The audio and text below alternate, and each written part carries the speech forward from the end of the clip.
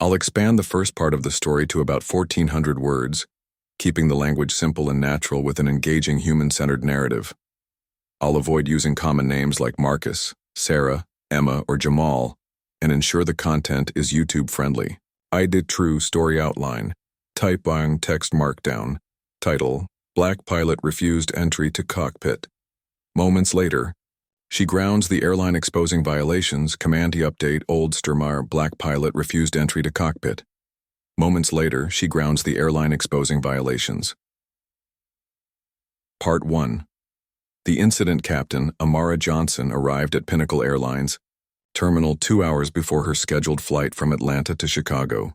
With 12 years of flying experience and an impeccable safety record, she moved through the familiar pre-flight routine with practiced efficiency. After reviewing weather reports and filing her flight plan, she headed to the aircraft for inspection. At the plane's entrance, a new security guard blocked her path. Despite presenting her credentials and pilot ID, he refused to let her board, claiming he needed to verify her identity with a supervisor. Amara watched as her white co-pilot walked past without question. After 20 minutes of waiting while passengers boarded, Amara's frustration turned to concern. The flight schedule was now compromised and safety protocols were being violated. Nustra, black pilot refused entry to cockpit. Moments later, she grounds the airline exposing violations. The morning sky was painted with streaks of orange and pink as Captain Amara Johnson drove into the employee parking lot of Atlanta International Airport. The digital clock on her dashboard read 5:30 a.m., exactly 2 hours before her scheduled 7:30 a.m. flight to Chicago. As always, Amara followed her personal rule of arriving early. Better 2 hours early than 2 minutes late, her father used to say, a lesson she had carried throughout her 12-year flying career. She grabbed her crisp black pilot's bag from the passenger seat and adjusted her uniform in the rearview mirror. The golden wings pinned to her chest caught the early morning light. These wings hadn't come easy. They represented years of study, training, and overcoming countless obstacles in an industry where less than 1% of commercial airline pilots were black women. The terminal was already buzzing with early morning travelers as Amara made her way through the staff entrance, nodding at the familiar faces of ground crew and flight attendants. She headed straight to the operations room where the day's first pilots were gathering around computers, checking weather reports and discussing flight conditions. "Morning, Captain," called out the operations manager, sliding a folder across the desk toward her. "Chicago looks clear today, but they're expecting some turbulence over Kentucky. Nothing your steady hands can't handle." Amara smiled, opening the folder to review the flight details. Flight PA-237, Atlanta to Chicago, 182 passengers, departure, 7:30 a.m., arrival, 9:05 a.m. She studied the weather maps carefully, noting the pressure, systems, and wind patterns that would affect their journey. After years in the cockpit, she could almost visualize the invisible air currents that would cradle their aircraft. Her co-pilot, Tom Bailey, joined her at the desk.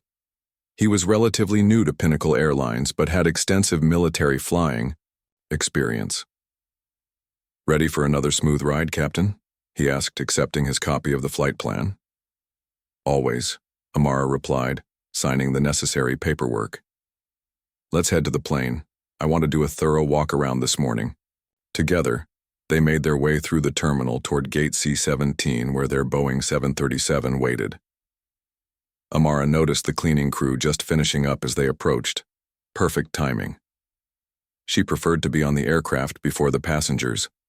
Began boarding, giving her time to settle in and run through her pre-flight checklist without interruption. As they approached the jet bridge entrance, Amara noticed an unfamiliar face at the security checkpoint, a guard she hadn't seen before. She reached for her ID badge and captain's credentials, ready for the standard verification process. "Morning," she said, presenting her credentials to the security guard, a stocky man with a tight expression. His name tag read Reynolds. "Captain Johnson and First Officer Bailey for Flight PA-237. The guard glanced at Tom's ID, giving him a quick nod. "You're clear, sir." Tom passed through, heading toward the jet bridge. But when Reynolds looked at Amara's ID, his expression changed. He studied her face, then the photo on the ID, then back at her face again. "Is there a problem?" Amara asked, maintaining her professional tone. "I'll need to verify this," Reynolds said, holding onto her credentials. "Wait here while I call my supervisor." Amara blinked in surprise. "I'm the captain of this flight.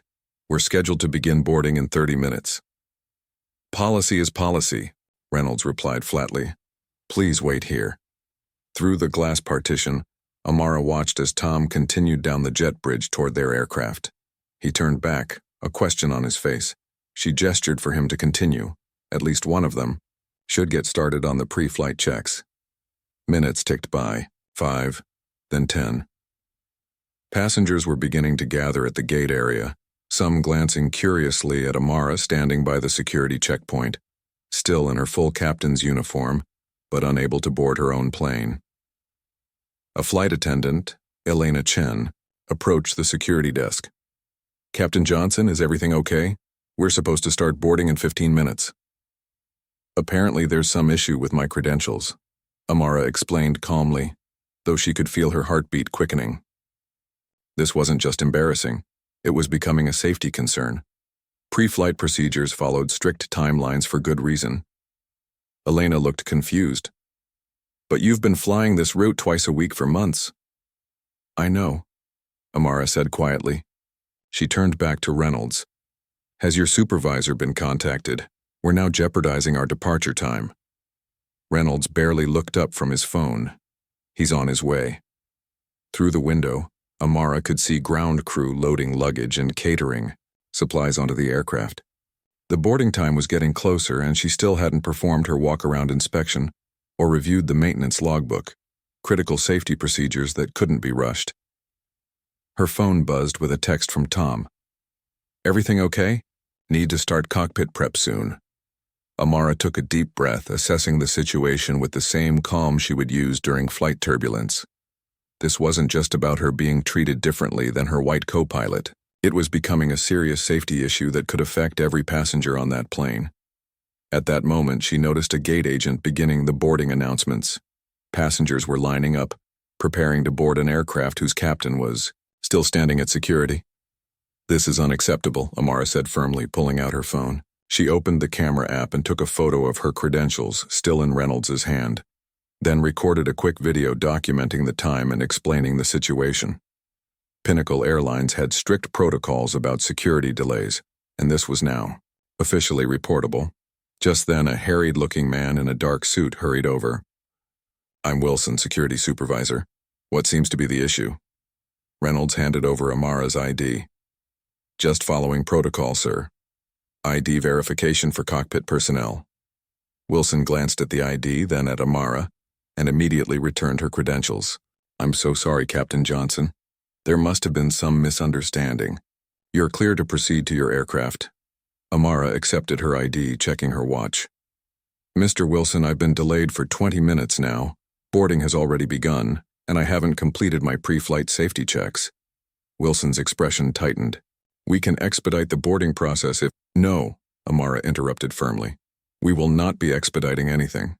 Safety protocols exist for a reason." She turned to Elena. "Please inform the gate agents to pause boarding immediately." Elena nodded and hurried toward the gate. "Captain, this will cause a delay," Wilson said, lowering his voice. "The company doesn't look kindly on preventable delays." Amara met his gaze steadily. "The company looks even less kindly on safety violations. I need to complete my walk-around, inspection and cockpit preparation without rushing. That's non-negotiable." As she finally walked down the jet bridge toward her aircraft, Amara's mind was racing. This wasn't the first time she'd faced obstacles that her white colleagues didn't encounter, but today's incident had crossed into dangerous territory. When safety protocols were compromised to maintain schedules, something was deeply wrong. She reached the aircraft door where Tom was waiting with a concerned expression. "What happened back there?" he asked. Amara slipped her phone back into her pocket where she'd just saved the video documentation. "We need to talk," she said quietly. "But first, let's make sure this aircraft is safe to fly, and we're going to do it by the book, no matter how long it takes." Little did the airline know that this 20-minute delay at a security checkpoint was about to trigger a series of events that would ground not just one flight, but an entire airline, exposing years of violations that had been hiding in plain sight. I've expanded part 1 into a detailed narrative with about 1,400 words. The story now. I'll expand part 2 of the story to approximately 1,400 words with simple English, natural tone, and engaging content. I'll keep it human-centric, YouTube-friendly, and avoid using common names like Marcus, Sarah, Emma, or Jamal. A true story outline type, text markdown title is B. Lack pilot refused entry to cockpit. Moments later, she grounds the airline exposing violations. Command update. Old Sturmider. Part 2. The decision, using her knowledge of FAA regulations, Amara calmly documented the security breach on her phone. When a supervisor finally arrived, he apologized profusely, but the damage was done. Company protocol dictated that any security irregularity required a full pre-flight reassessment. Rather than rushing through safety checks to meet the departure time, Amara made the difficult decision to delay the flight. In the terminal, she overheard 2 airline executives discussing how to handle the situation quietly. Instead of complying with their suggestion to expedite departure, Amara methodically reviewed the airline's recent incident reports on her tablet. What she discovered made her blood run cold. This wasn't an isolated incident, but part of a pattern. New stir. Back in the cockpit, Amara placed her pilot's bag on her seat and took a moment to gather herself. The familiar space, with its hundreds of switches, buttons, and screens, had always felt like a second home to her. Today, though, it felt different. The 20-minute delay at security had thrown off more than just the flight schedule. It had disturbed her sense of belonging in a place she had earned the right to be. "You okay?" Tom asked, already settled, in the co-pilot's seat, flipping switches in the pre-flight sequence. "No," Amara replied honestly, "but we have a job to do. Let's focus on that first." She picked up the aircraft's maintenance logbook, carefully reviewing the entries from the previous flights. Everything looked in order, but the nagging feeling that she was being rushed made her read each line twice. Safety couldn't be compromised, not even for a few minutes. "Captain," came a voice from behind her. Amara turned to see Elena, the flight attendant. "The gate agent is asking for an update. Passengers are getting restless. Tell them we're following standard safety protocols after a security delay," Amara replied. "We'll begin boarding once pre-flight checks are complete." As Elena left, Amara's phone buzzed with a text message from the operations center. "What's the holdup?" "Chicago weather window closing. Need wheels up ASAP." Amara set the phone down without replying. Pressure to rush was exactly how mistakes happened, and she wouldn't be pushed into cutting corners. She reached for the radio to request her walk-around, inspection clearance. 20 minutes later, Amara climbed the steps back into the aircraft, having personally inspected every critical external component of the plane. The ground crew had watched with surprise. It wasn't common for captains to conduct such thorough inspections themselves, especially under time pressure. But something about today's events had triggered Amara's deepest professional instincts. If someone was willing to bend the rules at the security checkpoint, where else might corners be cut? As she re-entered the cockpit, the cabin intercom buzzed. "Captain, we have 2 gentlemen from airline management asking to speak with you," said Elena, her voice tense. Amara exchanged looks with Tom. "I'll handle this," she said. "Continue the pre-flight checklist." In the narrow galley area just outside the cockpit, 2 men in expensive suits waited with barely concealed impatience. Amara recognized one as Robert Dunning, the regional operations director. The other, a younger man with a tight smile, was unfamiliar. "Captain Johnson," Dunning began without preamble, "we understand there was a minor security misunderstanding, but we're now looking at a 40-minute delay. The Chicago air traffic window is closing, which means potential diversions and cascading delays across the network." "It wasn't a minor misunderstanding," Amara corrected him. "It was a breach of security protocol that prevented the captain from accessing the aircraft during critical pre-flight preparation time." "These things happen," the younger man cut in smoothly. "The important thing now is to get back on schedule. We can expedite boarding and make up time in the air." Amara studied them both. "And you are?" "Lawrence Keller, Legal Department," he replied, his smile not reaching his eyes. The presence of someone from legal raised immediate red flags in Amara's mind. This wasn't standard procedure for a simple flight delay. "Mr. Keller," she said calmly, "I'm sure you're aware that FAA regulations prohibit rushing safety procedures to meet scheduling demands.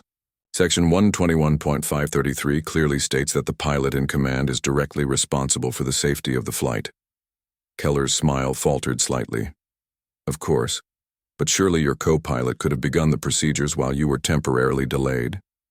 "That's not how this works," Amara said. "As captain, I need to personally verify all safety aspects before passenger boarding. Now, if you'll excuse me, I need to complete my duties." "Look," Dunning said, lowering his voice, "we all want this handled quietly and efficiently. The passengers don't need to know about any of this. Just get them to Chicago without making a fuss, and we can discuss the security issue through proper channels later." Something in his tone, the emphasis on quietly, caught Amara's attention. She had the distinct feeling that this wasn't about one delayed flight, but about something larger they wanted to contain. "I'll need to file an incident report about the security delay," she said, watching their reactions carefully. Keller and Dunning exchanged glances. "That won't be necessary," Keller said. "Security has already logged the interaction, no need for duplicate paperwork." Amara nodded, not arguing, but her decision was already made. "If there's nothing else, gentlemen, I need to return to my duties." Back in the cockpit, Tom looked up from the controls. "Everything okay?" "Not sure," Amara replied. She sat down in her seat and pulled out her tablet, connecting to the airline's secure network. "Keep going with the checklist. I need to check something." While Tom continued preparing the aircraft, Amara navigated to the company's incident reporting system. As a senior captain, she had access to safety records across the airline. She entered a search for security-related delays over the past 6 months. The results made her sit up straighter. There were dozens of incidents similar to what she'd just experienced, but most were marked resolved without action or non-critical delay. Digging deeper, she noticed a pattern. Pilots from minority backgrounds had a significantly higher rate of security verifications than their white colleagues. Even more concerning, she found notes in several reports about expedited procedures following these delays. Exactly what Dunning and Keller had just suggested to her. Pilots had been pressured to rush or skip certain safety checks to maintain departure times. Amara's heart pounded as she switched to the maintenance tracking system. If safety procedures were being rushed after these delays, there could be serious consequences. She cross-referenced the aircraft involved in the security incidents with subsequent maintenance reports. The results made her blood run cold. 3 aircraft had reported minor technical issues within days of these rushed departures.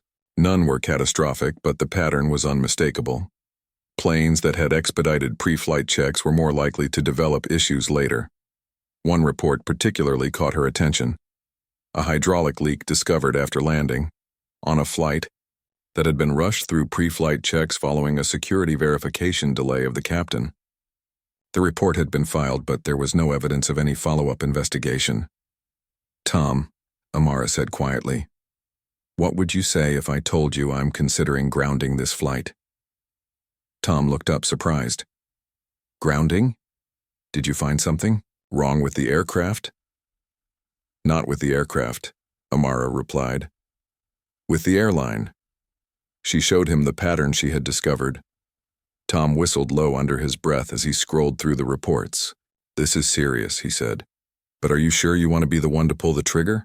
They'll come after you hard." Amara thought about her 12 years of flying, about the extra scrutiny she'd always faced, about the small indignities she'd learned to brush off to keep moving forward. Then she thought about the passengers sitting in the terminal, families, business people, students, all trusting that the airline was putting their safety first. "I'm sure," she said finally. "Hand me the radio." She pressed the transmit button. "Atlanta ground, this is Pinnacle 237 at gate C-17. I am declaring a safety stand down due to operational concerns. We will not be departing at this time." The radio crackled with the surprised voice of the ground controller. Pinnacle 237, please confirm your last transmission. Did you declare a safety stand-down? Affirmative, Amara replied, her voice steady. Please connect me with the FAA duty officer. I need to report multiple safety protocol violations requiring immediate attention. As she set down the radio, Amara could see Dunning and Keller through the cockpit doorway, their faces frozen in shock as they realized what was happening. Beyond them, Elena was already preparing to make an announcement to the passengers. Tom looked at Amara with new respect. You know this is going to cause an earthquake, right? Amara nodded, already beginning to document everything she had discovered. Sometimes the ground needs to shake before things can change. Outside in the terminal, passengers were being told their flight was delayed due to safety concerns. Inside the cockpit, Amara Johnson was preparing to take on not just one security guard or one delayed flight, but an entire system that had put convenience above safety for far too long. The airline executive's ad wanted to handle things quietly, but that was no longer an option. I've expanded part 2 of the story into a detailed narrative of approximately 1,400 words. In this section, Amara follows her professional instincts after the security incident. The narrative builds tension as airline executives pressure her to rush safety procedures. Her investigation reveals a troubling pattern of security delays affecting minority pilots. The story shows her inner conflict and ultimate decision to stand up for safety. The language remains simple and accessible while keeping the reader engaged. The dialogue feels natural and reflects real human interactions. The technical aspects of aviation are presented in an understandable way. The narrative builds to a powerful moment of decision that sets up the next part. The story continues to focus on Amara's perspective while developing the conflict in a way that feels authentic and compelling. The language is straightforward but descriptive, making it easy to follow while keeping readers invested in what happens next. Would you like me to make any adjustments to this part before moving on to expanding part 3? I can modify the pacing, add more details about specific characters, or emphasize different aspects of the story if you prefer. I'll expand part 3 of the story to approximately 1,400 words using simple English and a natural, engaging tone. I'll keep it human-centered. Avoid any content that could violate YouTube policies and won't use common names like Marcus, Sarah, Emma, or Jamal. Moments later, she grounds the airline exposing violations command update old stir. Part 3. The investigation with the flight delayed, Amara contacted the FAA's safety hotline from a quiet corner of the airport. She submitted her documentation, including time-stamped photos and flight logs showing similar incidents across multiple Pinnacle Airlines routes. The FAA investigator who took her call immediately recognized the seriousness of the violations. Within hours, news outlets received anonymous tips about the investigation. Pinnacle's stock plummeted as the FAA announced a comprehensive audit of all the airline's security protocols. Passengers stranded by subsequent flight cancellations shared their frustrations on social media, but many voiced support for the pilot who put safety first. Newsturker. The airport conference room felt too small for the number of people crammed inside it. Amara sat at one end of a long table, her tablet and documentation spread out before her. Across from her sat 3 representatives from the Federal Aviation Administration, their faces serious as they reviewed the evidence she had compiled. "Let me get this straight, Captain Johnson," said Gloria Winters, the lead FAA safety investigator. She was an older woman with silver-streaked hair and reading glasses perched on the end of her nose. "You're alleging that Pinnacle Airlines has systematically delayed minority pilots at security checkpoints, then pressured them to skip safety procedures to maintain departure schedules." "That's correct," Amara replied, her voice steady despite the butterflies in her stomach. "I've documented 27 similar incidents over the past 6 months. In 17 of those cases, pilots reported being urged to expedite pre-flight checks to make up for lost time." The second FAA official, a balding man named Director Thompson, scrolled through the data on his laptop. "And you discovered this pattern after you yourself were delayed this morning?" "Yes. After I was held at security while my white co-pilot was allowed to pass, I became concerned about the safety culture at Pinnacle. When 2 executives pressured me to rush procedures, I decided to investigate further. The third official, a younger woman whose badge identified her as Inspector Chen, looked up from her notes. "Captain Johnson, you understand the seriousness of these allegations? You're essentially saying that Pinnacle has been putting flight schedules ahead of passenger safety, possibly for discriminatory reasons." Amara nodded. "I understand completely. That's why I felt I had no choice but to ground my flight and contact the FAA immediately." Outside the conference room windows, Amara could see the controlled chaos of the airport continuing. Her flight should have been halfway to Chicago by now.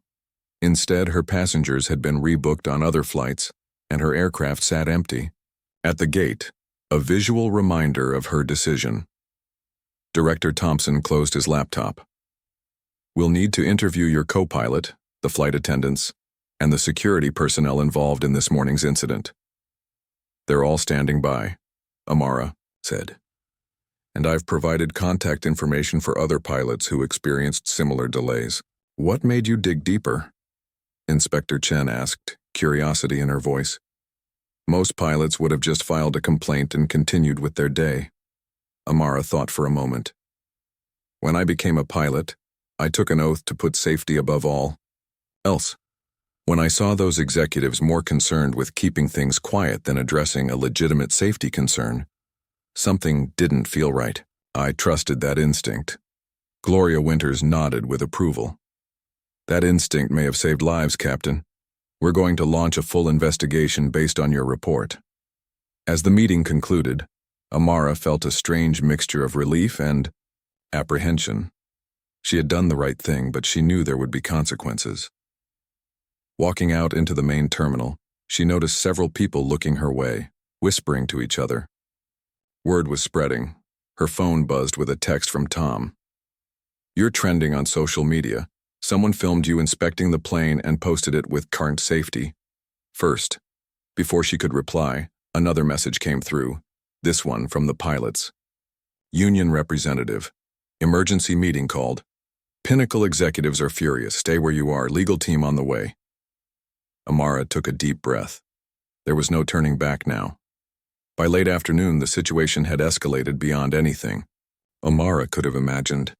Local news crews had set up outside the airport, reporting on what they called a safety standoff at Pinnacle Airlines.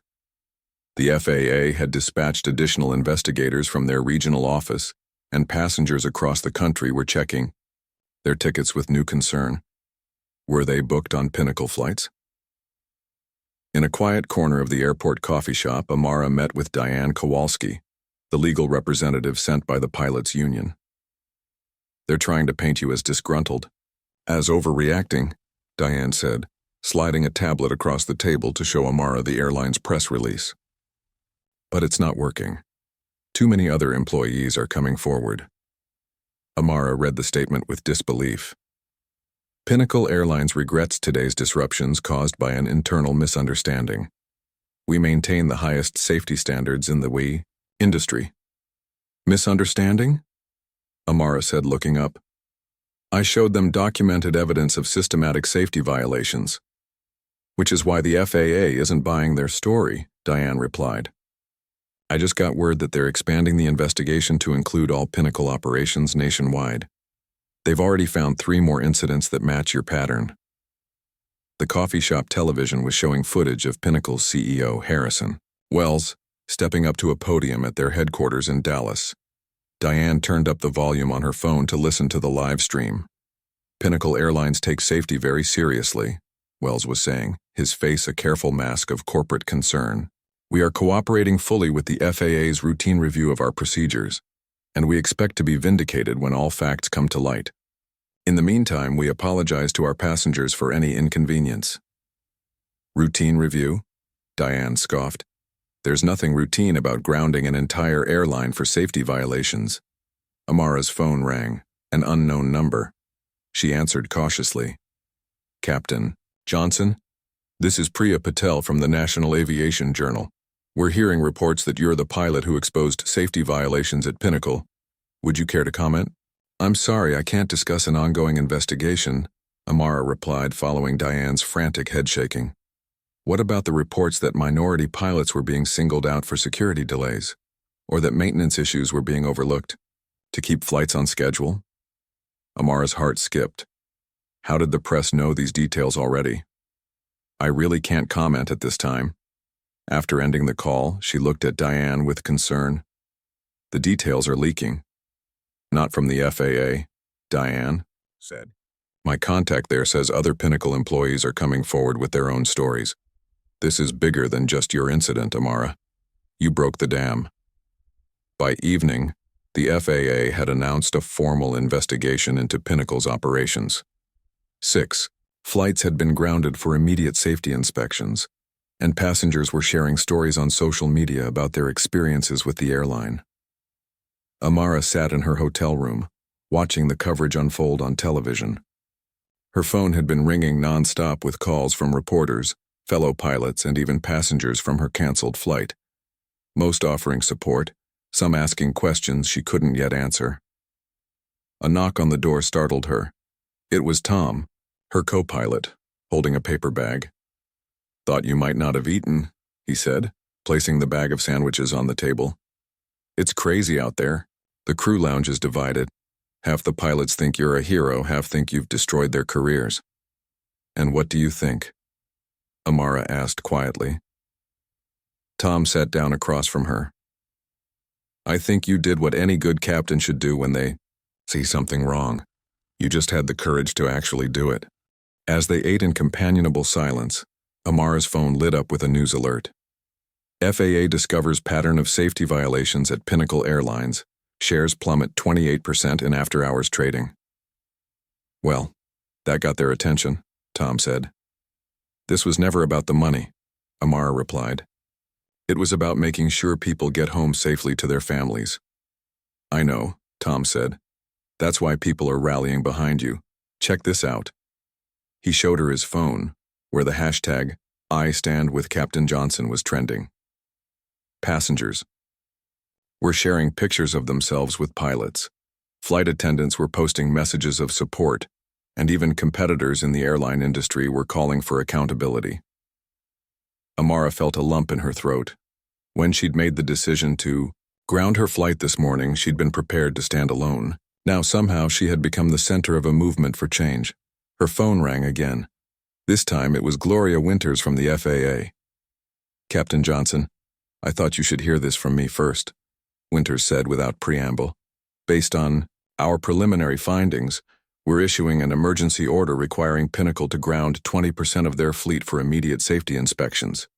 And the Department of Transportation is launching a parallel investigation into possible civil rights violations regarding the security checkpoint procedures.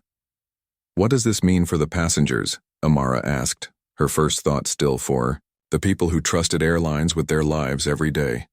There will be disruptions, Winters admitted, but better a delayed flight than one that isn't 100% safe. You taught us that lesson today. After the call ended, Amara walked to the hotel window and looked out at the night sky, where distant airplane lights moved across the darkness. Somewhere out there, pilots were following procedures, checking systems, and making the thousands of small decisions that kept people safe in the air. Today, she had made perhaps the biggest decision of her career. Not in the air, but on the ground. Not in a moment of crisis, but in a moment of clarity. And though she didn't know what tomorrow would bring, whether vindication or vilification, she knew with absolute certainty that she had done the right thing. People are calling you a whistleblower, Tom said, joining her at the window. Amara shook her head. I'm just a pilot who wanted everyone to follow the rules. Sometimes, Tom replied. That's all it takes to change everything. I've expanded Part 3 into a detailed narrative of approximately 1,400 words. In this section, the story follows Amara as she presents her evidence to FAA investigators. We see the immediate aftermath of her decision to ground the flight. The narrative captures the spreading impact as news gets out. There's tension between corporate damage control and growing support for Amara. The personal and professional stakes become clear as the investigation expands. Dialogue feels natural and conveys information in an engaging way. Simple, accessible language maintains the flow while keeping readers invested. The human elements of courage, doubt, and solidarity are central to the story. The narrative builds on the previous sections while setting up the wider fallout that will come in Part 4. I've maintained a balance between the technical aspects of the investigation and the human drama at the center of the story, keeping Amara's perspective as our emotional anchor. Would you like me to make any adjustments to this section before moving on to Part 4? I can modify the tone, pacing, or focus on different aspects of the story if you prefer. I'll expand Part 4 of the story to approximately 1,400 words with simple English, engaging content, and a natural tone. I'll keep it human-centered, YouTube-friendly, and avoid using names like Marcus, Sarah, Emma, or Jamal. She grounds the airline exposing violations command update. Old steer. Part 4. The fallout. The FAA's preliminary investigation revealed systemic issues throughout Pinnacle Airlines. Inconsistent application of security protocols, pressure on staff to prioritize on-time departures over safety procedures, and a troubling pattern of discrimination reported by minority crew members. The airline was hit with substantial fines and required to ground 20% of its fleet for immediate compliance reviews. Pinnacle's board called an emergency meeting. Their initial strategy, portraying Amara as a disgruntled employee, backfired. When other pilots and crew members came forward with similar experiences, the airline's CEO was forced to resign, and shareholders demanded immediate reforms to both safety and diversity practices. New store. The next week unfolded like a whirlwind around Amara. She woke up each morning in her modest apartment, made her usual cup of coffee, and tried to maintain some semblance of normalcy while the world around her seemed to spin faster and faster. Day 3 after grounding the flight brought the first major headline: FAA finds serious and widespread safety issues at Pinnacle Airlines. The morning news shows were full of aviation experts analyzing what they called systemic failures within the company. Amara watched from her living room, still processing the fact that her single decision had triggered such massive consequences.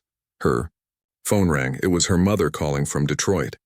"Baby, are you watching this? They're talking about you on GMA." "Not by name," Amara replied. The FAA had been careful not to identify her specifically in their public statements, referring only to an experienced Pinnacle Airlines captain. "Everyone at church is praying for you," her mother continued. "Pastor Williams said you were doing the Lord's work, keeping all those people safe." Amara smiled despite her exhaustion. "Thanks, Mom. I could use those prayers right about now." After promising to call more often, Amara hung up and checked her email. The pilots' union had sent another update. Pinnacle had grounded 47 aircraft overnight for emergency inspections. The message included a confidential note that 3 planes had already failed those inspections due to maintenance issues that should have been caught during regular checks. Her doorbell rang, unexpected and startling in the quiet morning.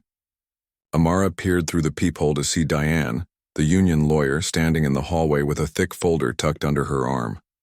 "Sorry to drop by unannounced," Diane said when Amara opened the door. "But things are moving quickly, and we need to talk face to face." They sat at Amara's small kitchen table, mugs of fresh coffee between them. Diane opened the folder and spread out several documents. "The airline's board of directors held an emergency meeting last night," she explained.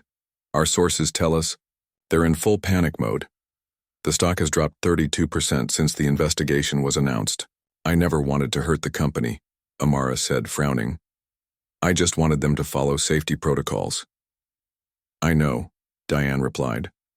"But there's more. The FAA inspections have uncovered evidence that maintenance records were falsified on at least a dozen aircraft. They're now looking into whether Pinnacle was cutting corners to save money." Amara felt her stomach drop. "Falsified maintenance records? That's criminal." "Exactly, which is why the board is desperate to contain this." Diane slid a document across the table. "This is a settlement offer they want to present to you. $2 million and a non-disclosure agreement." Amara stared at the paper, then pushed it away without reading the details. "They want to buy my silence?" while they're still putting passengers at risk? Diane nodded, a small smile playing at the corner of her mouth. That's what I told them you'd say, but I had to present the offer. She gathered the document and tucked it back into her folder. You should know they're also preparing a different strategy if you refuse, painting you as disgruntled, possibly unstable. They've already started digging into your personnel file looking for anything they can use. Amara thought about her 12 years with Pinnacle, the extra training she'd sought out, the perfect safety record, the commendations from passengers. Let them dig. They won't find anything. Good, Diane said, because the next few days are going to get rough. By the afternoon, Pinnacle had released a statement suggesting that the investigation was based on a misunderstanding and the concerns of a single employee with performance issues. They didn't name Amara directly, but the implication was clear to anyone following the story. Amara was eating a sandwich and reading the statement online when her phone buzzed with a text from Tom. You seen Channel 7? They're interviewing Henry from crew scheduling. She quickly turned on the TV to see Henry Lee, a longtime flight dispatcher she knew well, speaking to a reporter outside Pinnacle's crew base. I've worked here 15 years, Henry was saying, his face serious. And I've seen the pressure put on pilots to keep flights on schedule regardless of conditions. What Captain Johnson did was brave. And she's not alone. Many of us have documented similar issues. The reporter looked startled. So you're saying this isn't an isolated incident? Not at all, Henry replied.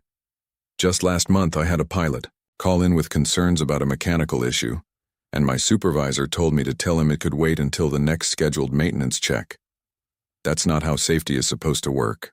As Amara watched, her phone began lighting up with messages from other Pinnacle employees. Pilots, flight attendants, ground crew, mechanics, all sharing similar stories. Some had already contacted the FAA, others were doing so now, inspired by Henry's public stand. By evening, the story had shifted dramatically. The narrative of a disgruntled employee had crumbled under the weight of dozens of corroborating accounts. News vans were parked outside Pinnacle's headquarters, and the company's spokesperson had canceled a scheduled press conference. Amara's doorbell rang again. This time it was Tom holding a pizza box. Thought you might not want to go out for dinner, he said with a grin. You're kind of famous right now. They ate at the kitchen table, watching the continuing coverage on Amara's laptop. Social media was flooded with hashtags like Inner Safety First and Thank You Captain Johnson. Current and former Pinnacle passengers were sharing their own experiences, with delayed flights, last-minute gate changes, and hurried boardings. It's like they needed permission to speak up, Tom observed. You gave them that. Amara shook her head.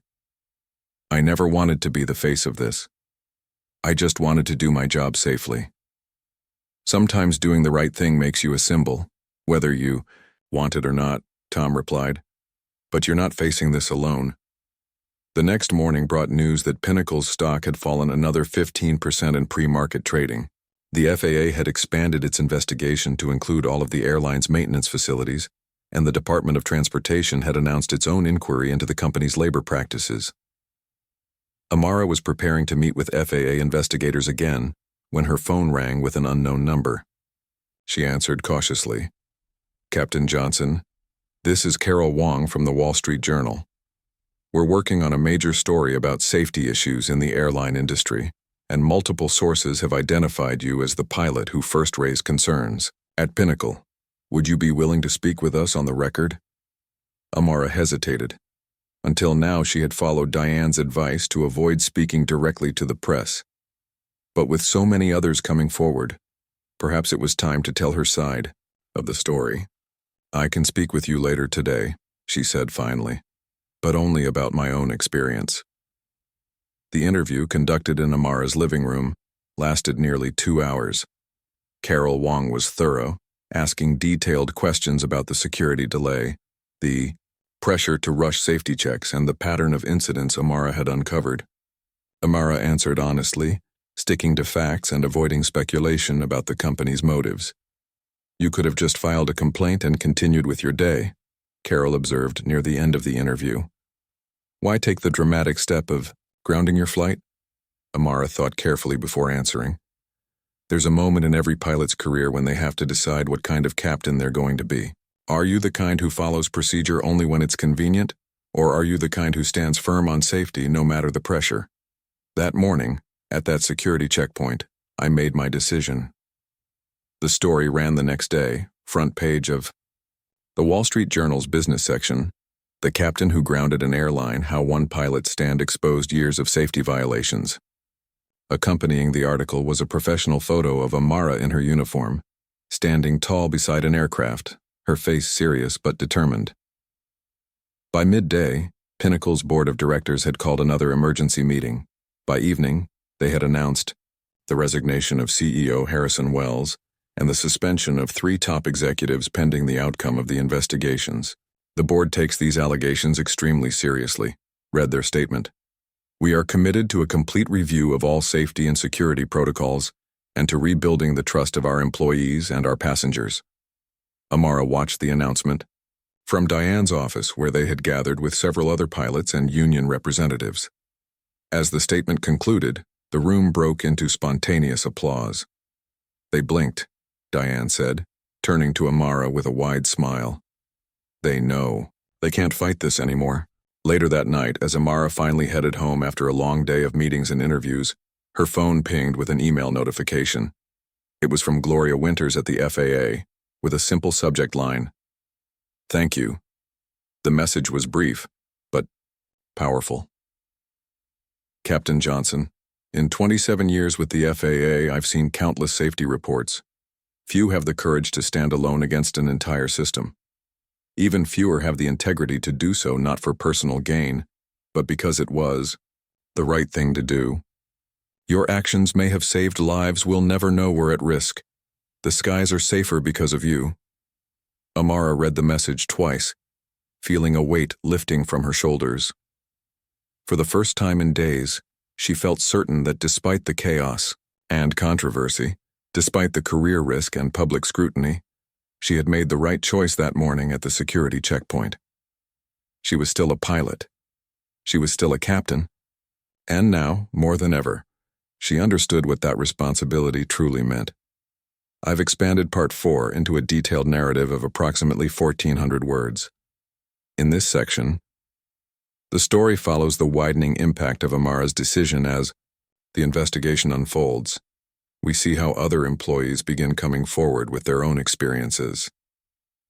The airline's attempts to discredit Amara backfire as more evidence emerges. Personal moments with her mother, Tom, and Diane help ground the story. The narrative builds to the significant consequences for Pinnacle's leadership.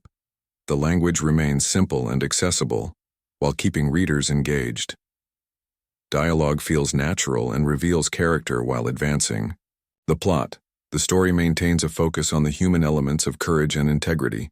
The narrative shows both the professional fallout and personal impact of whistleblowing, while building toward the resolution that will come in Part 5. I've balanced the broader industry and corporate consequences with Amara's personal journey throughout this section. Would you like me to make any adjustments to this part before moving on to the final section? I can modify any aspects of the story that you'd like to emphasize or approach differently. I'll expand Part 5 of the story to approximately 1,400 words with simple English and an engaging, natural tone. I'll keep it human-centered, YouTube-friendly, and avoid names like Marcus, Sarah, Emma, or Jamal. She grounds the airline exposing violations command update. Old Sturker. Part 5. The Transformation. 6 months after the incident, Amara testified before a congressional hearing on airline safety and workplace discrimination. Her composed, detailed account of systemic issues resonated far beyond the aviation industry. The hearing resulted in new federal guidelines for airline security procedures and anti-discrimination training. Pinnacle Airlines, under new leadership, implemented comprehensive reforms.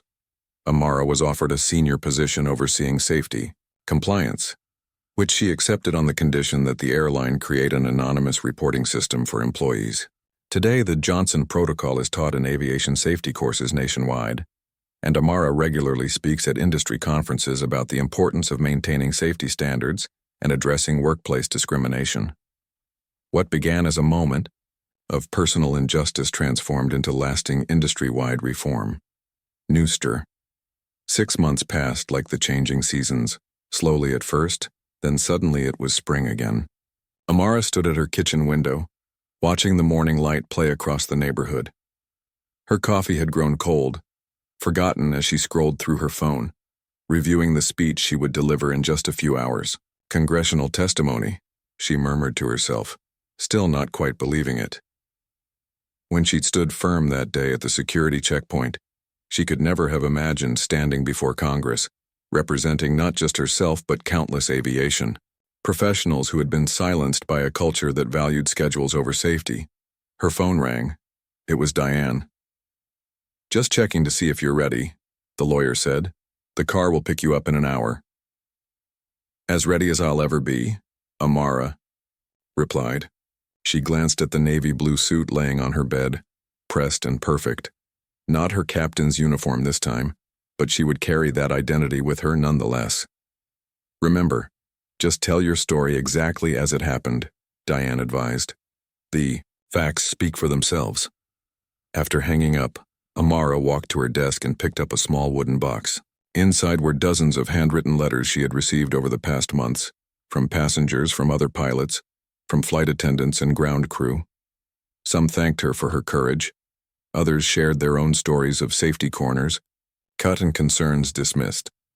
She had read each one, finding strength in the knowledge that her stand had given others the courage to speak up. The congressional hearing room was larger than Amara had expected, with high ceilings and polished wood panels. Cameras lined the back wall, their red lights blinking as she took her seat at the witness table. Beside her sat Gloria Winters from the FAA and Dr. James Chen, an aviation safety expert from the National Transportation Safety Board. The committee, Chairwoman Representative Lopez, called the hearing to order with a sharp rap of her gavel. "This hearing of the Subcommittee on Aviation Safety is now in session. Today we examine the serious safety and workplace concerns uncovered at Pinnacle Airlines and their implications for the broader aviation industry." As the chairwoman introduced the witnesses, Amara felt a flutter of nervousness. She smoothed her prepared statement on the table before her, though she had memorized every word. This was perhaps the most important flight plan she had ever filed. "Captain Johnson," the chairwoman said, "we'll begin with your testimony. You may proceed." Amara adjusted the microphone and took a deep breath. "Chairwoman Lopez, distinguished members of the committee, thank you for the opportunity to appear before you today. 6 months ago, I was denied access to my own cockpit because of the color of my skin. What began as a single incident of discrimination revealed a pattern of safety violations that put countless lives at risk. I am here today not just as a pilot with 13 years of experience, but as someone who believes that safety cannot be compromised, not for schedules, not for profits, and certainly not because of bias." Her voice grew stronger as she continued, recounting not just her own experience but the broader issues it had exposed. She spoke of pressure to rush pre-flight checks, of maintenance concerns that went unaddressed, and of a culture that silenced those who raised safety issues. "When I made the decision to ground my flight that day, I knew there would be consequences. What I could not have known was how many others were waiting for someone, anyone, to stand up and say enough." The questioning lasted for nearly 2 hours. Representatives from both parties pressed for details about Pinnacle's practices, the FAA's oversight, and the changes needed to prevent similar issues in the future. "Captain Johnson," one congressman asked, "if you could implement one change to improve airline safety culture, what would it be?" Amara didn't hesitate. "An anonymous reporting system with real protection for whistleblowers. Safety concerns often go unreported because people fear retaliation. Remove that fear, and you'll hear the truth." By the time the hearing concluded, Amara felt drained but satisfied. She had spoken truth to power and they had listened. As she gathered her notes, a congressional aide approached with a message. Several airline CEOs who had watched the testimony were requesting meetings. Outside the hearing room, a small crowd of reporters waited. Amara answered their questions briefly, sticking to the facts as Diane had advised. As the impromptu press conference wound down, a young black woman in a college sweatshirt approached. "Captain Johnson? I'm Tanya, an aviation student at Embry-Riddle. I just wanted to say, watching you today made me sure I'm on the right path." "Thank you." Amara smiled, remembering her own days as a student, dreaming of the skies. "Keep going," she said, squeezing the young woman's hand. "The industry needs pilots who understand that safety is never negotiable." 2 weeks after the hearing, the changes began. Congress passed the Airline Safety and Whistleblower Protection Act, establishing new requirements for reporting systems and strengthening the FAA's oversight powers. The Department of Transportation issued updated guidelines on security procedures, explicitly prohibiting discriminatory practices. And then came the call Amara hadn't expected, from Pinnacle Airline's newly appointed CEO, Dr. Vivian Park. "Captain Johnson, I'll be direct," Dr. Park said over the phone. "Pinnacle is rebuilding from the ground up. We need someone to oversee our new safety compliance department, someone who has demonstrated unwavering commitment to doing the right thing. Someone like you." Amara was stunned into momentary silence. "You want to hire me? After everything that happened?" "Because of everything that happened," Dr. Park replied. "Who better to help us fix a broken system than the person who had the courage to expose it?" The offer was generous, a senior executive position with real authority and a salary that far exceeded what she had earned as a captain. But Amara had one condition. "I'll consider it," she said, "but only if I can implement a comprehensive anonymous reporting system for employees, and I want it named after Henry Lee, not me." "The dispatcher who went public? Why not the Johnson Protocol?" "Because this was never about one person," Amara explained. "Henry risked everything to support the truth. So did dozens of others whose names never made the headlines. This has to honor all of them." Dr. Park agreed, and 3 weeks later, Amara walked into Pinnacle's headquarters as the new Senior Vice President of Safety Compliance and Flight Operations. Her first day was spent not in meetings but walking the maintenance hangars, listening to mechanics describe the challenges they faced.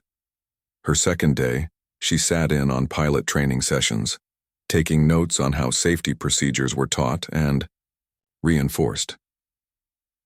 By the end of her first month, she had drafted the framework for the Lee reporting system, a confidential channel for any employee to report safety concerns without fear of retaliation.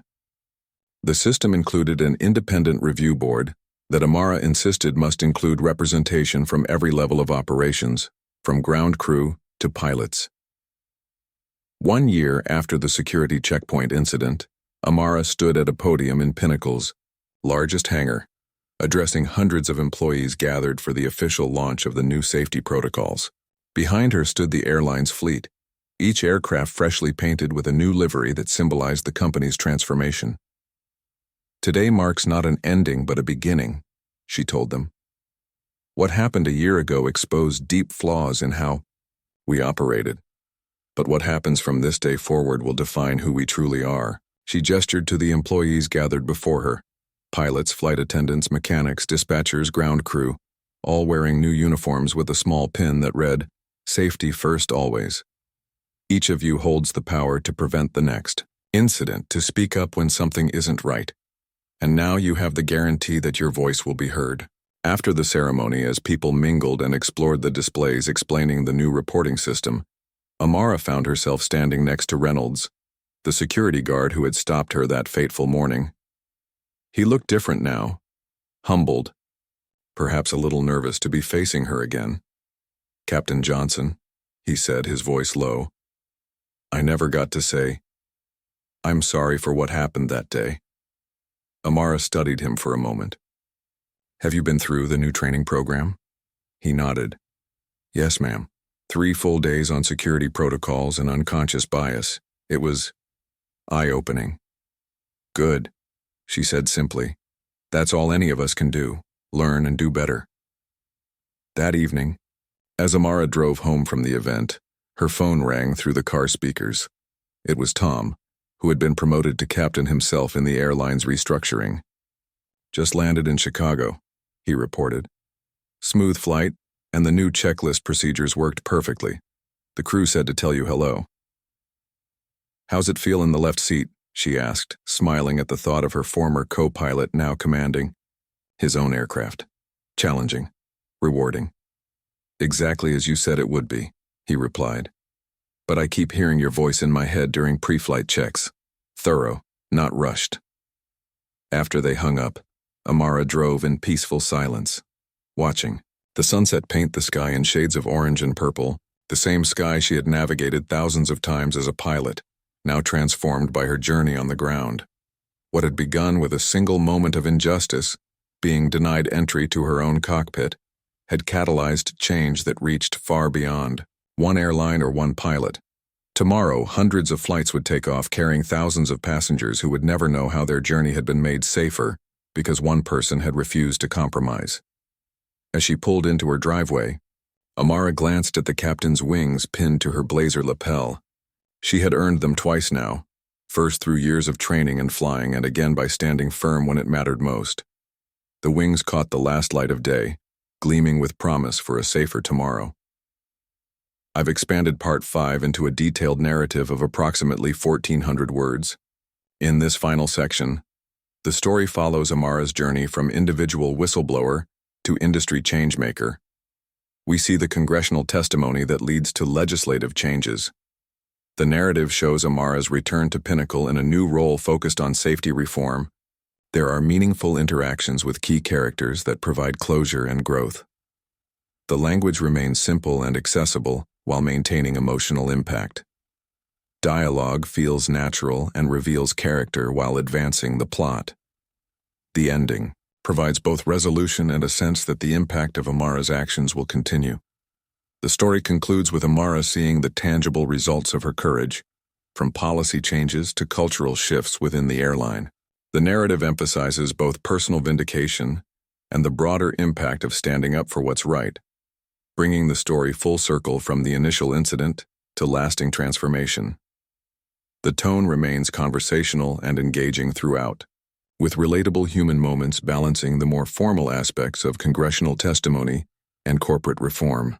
I've maintained focus on Amara's perspective while showing how her actions have rippled outward to create meaningful change. Would you like me to make any adjustments to this final part? I can modify any aspects of the story to better align with your vision for how this true story should conclude.